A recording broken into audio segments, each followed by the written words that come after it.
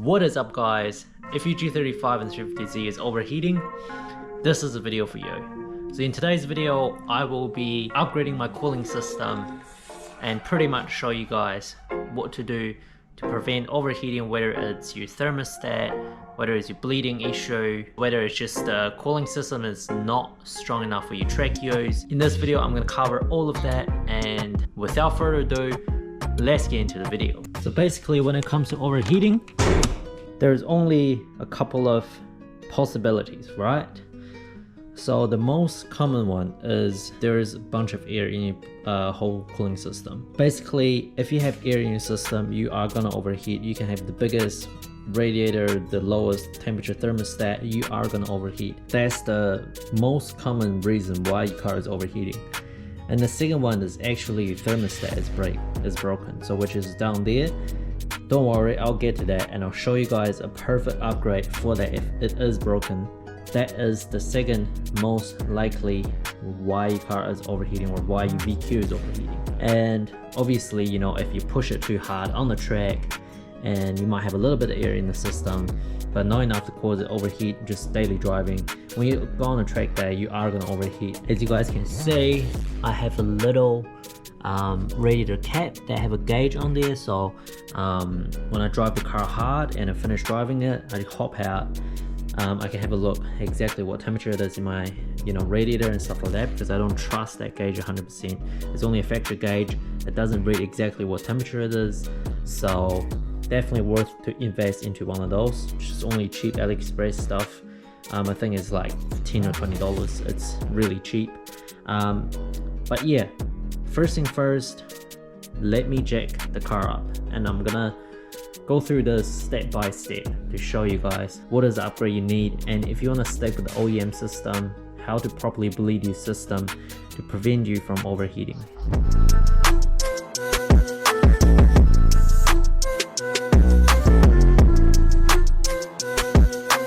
So the preventing overheating and upgrading at the same time, this is one of the crucial part we'll be using.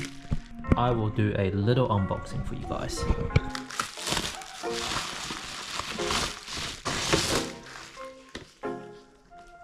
Look at that.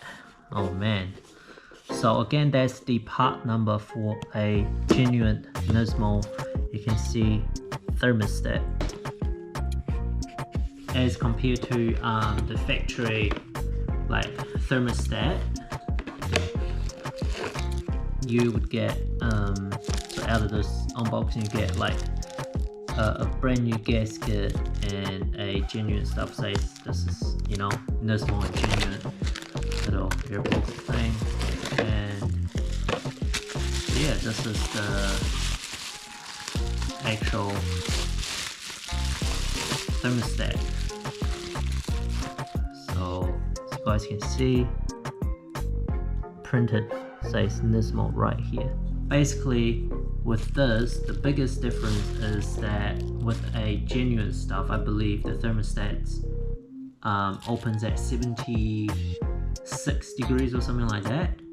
I'm not sure about Fahrenheit, but as for the NISMO one, I think it probably says on here it opens at 68 degrees.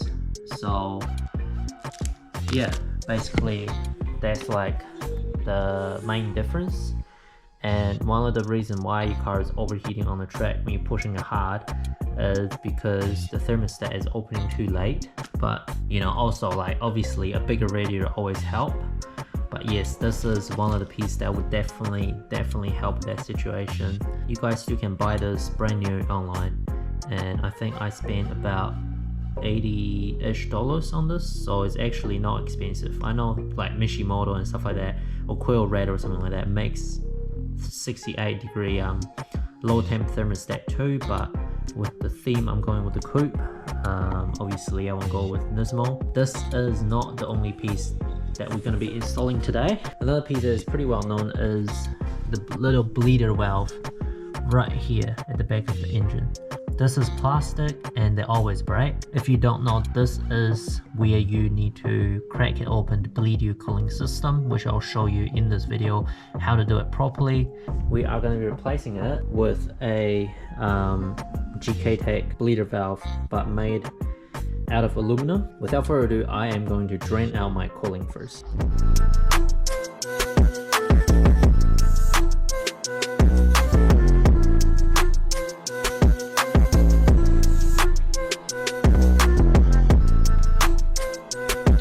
Alright, so just as the cooling is draining, what I'm gonna do now is I'm gonna the bleeder port, I'll take this off. Alright, and just like that, bleeding port is installed. Installation is pretty easy. The hardest part is to get the clip out. And now I'm gonna move on to installing the actually remove my thermostat. As you guys can see, that's the that water pipe that's going into the thermostat, and just these two pipes you need to remove, and I think 3 bolts. One is up there and 2 at the bottom. And just like that, guys, I got it out after a lot of struggling, because it's really, as a VQ, there's not enough room in the engine bay to work on. I literally physically couldn't show you guys where the bolts are, because they just, the camera wouldn't even reach. But if you see the thermostat, you can see there are 3 bolts. So yeah, they're just 10mm bolts. Once you take those off, this is gonna want to come out. And also, yeah, the hose was in the way as well, so you want to take the hose off first. And now comparing the new one to the old one, you guys can see they look literally identical. Without further ado, I'm gonna chuck these in, but I won't be able to show you guys because you literally cannot see it. Alright, just like that, shiny. I think the torque for them is right here. So it's about 10.8 Newton meters, 8.4 to 10.8. Definitely don't over tighten that. Alright, so tighten the drain plug, and also what I'm going to do is, what you want to do is you want to clear out the overflow tank as well. So it was a hose like on the side of the radiator cap. You literally just undo that, and a 10mm right here. So undo this one, and you can take the overflow tank out and drain out all the old coolant in there.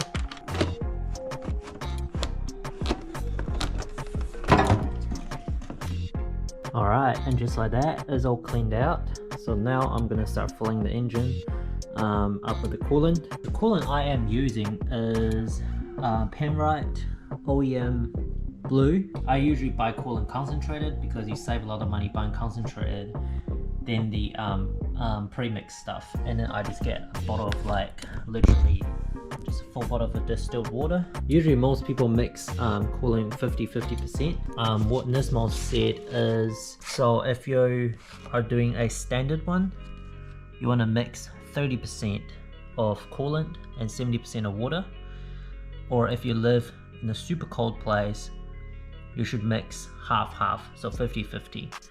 Now in my case, I am going with 30% and 70% because I literally do not drive this car in the cold that much, and New Zealand doesn't get that cold. So I just mix the coolant, 30% of that, and rest is just all distilled water. So with filling up the coolant, there is a couple of tricks. If you want to get rid of air, you do not want to fill it up too fast. You want to fill it up pretty much as slow as you can. And also, while you're filling up the coolant, what you want to do is you want to crack open that bleeder port. Keep an eye on it. So once the bleeding port is full, you want to put the radiator cap back on and then start bleeding the system.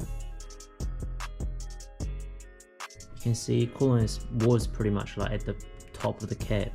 But then what I like to do is I like to squeeze these pipes.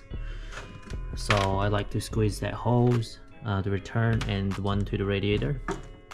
So squeeze these holes to get rid of the air, and you can see actually bubble coming up out of the cap. Then the coolant level drops. So that's how you know you're sort of getting the air out of the system. And also before you start up the car, you want to fill out the overflow bottle to max. So as you guys can see, there's like levels right there. Max, you want to fill it up to the max. Alright, and just like that, you can see coolant right there. And also have a look at the bleeding port, it's full as well. So now what you want to do is you just want to tighten the bleeder port, and you're ready to start the car up.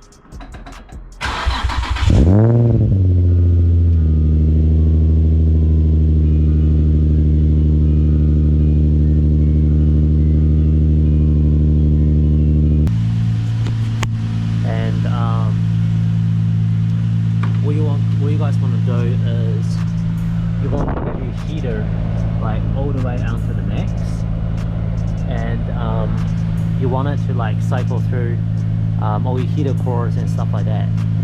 And at the meantime,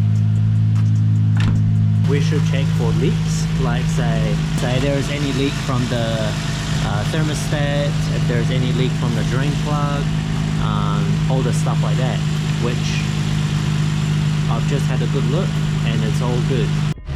Alright, so the car has warmed up a bit. As you guys can see the temperature.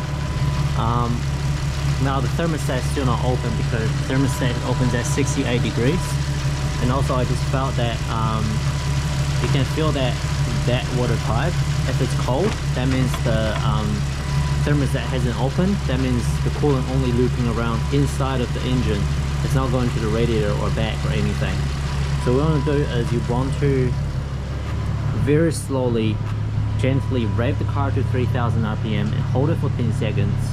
And then that way you heat up the engine faster, and you sort of like get all the water going around in your engine to get rid of the air bubble.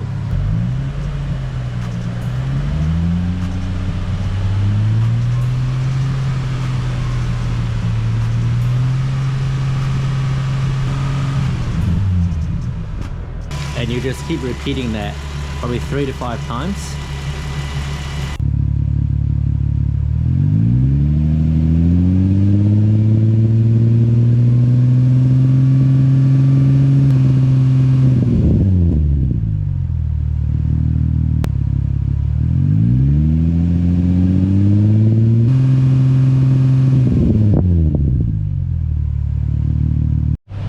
And just like that, I can already feel like hot air coming through the vent, which means there is not much of a air pocket in the system at all. What I'm gonna do now is I will turn the car off, let it sit for like an hour or so to cool down, open up the radiator cap. There'll be air coming out of there because that's the highest point, and I'll be filling up more coolant in there if needed. And also I forgot to mention, when you're filling the coolant, you want to have the front part of your car jacked up high and the rear is low, so you create the highest point in the front radiator cap. Alright, as you guys can see, I filled it up earlier, and now it's all gone away to, now it's gone all the way down to like almost the bottom, like almost the radiator. So that just shows like there was still air pockets in the cooling system. So basically what you want to do is you want to fill it up and then put the cap on and repeat the process. Turn the car on, get it to operating temperature, get thermostat going, all that kind of stuff, and then rev to 3000 RPM and let go. Just be gentle. You don't want to rev like fast because then you start introducing air into the system again. So you want to slowly rev to 3000 RPM and then just keep it, holding it at 3000. It doesn't matter if you're fluctuating between 3.5 to 2.5, it's literally fine. Hold it for like 10 seconds and then you let it drop. And then you do it again for like 3 times. And then after that, you turn the car off, let it cool down. Make sure you let it cool down before you open the radiator cap or you burn yourself. So then if there is no more air, it shouldn't drop. If there is air, it will drop. That means air is all the way at the top, and the air will escape once you open the radiator cap. And then basically you just keep repeating this process. You don't really need to do it a lot. You only need to do it like 2 times. It should be fine. Yeah, and then take it for a drive. And if it doesn't overheat, then you're good. Alright, this is a couple of days later, so the car has been running great. absolutely zero air in the system. So yeah, and also what I've noticed is that after I push it really hard, popped them on it, my temp gauge for the coolant has shown a little bit lower than before. Obviously, after consistently driving, it'll be the same, because you know, once the thermostat opens, it opens, but just the thermostat opens at a couple of degrees before, or a couple of degrees earlier, would basically mean you know, your cooling system starts circulating earlier, start cooling the car down early if you're pushing it really hard. So yeah, to me, I'm really happy with this mod, and I think it's pretty underrated mod. And you guys can tell my throat is fucked because I got COVID. And also, I'm super excited to announce the next video, because typical trumpet VQ fashion, we bought another car. So stay tuned for the next video, and without further ado, I'll see you guys in the next video.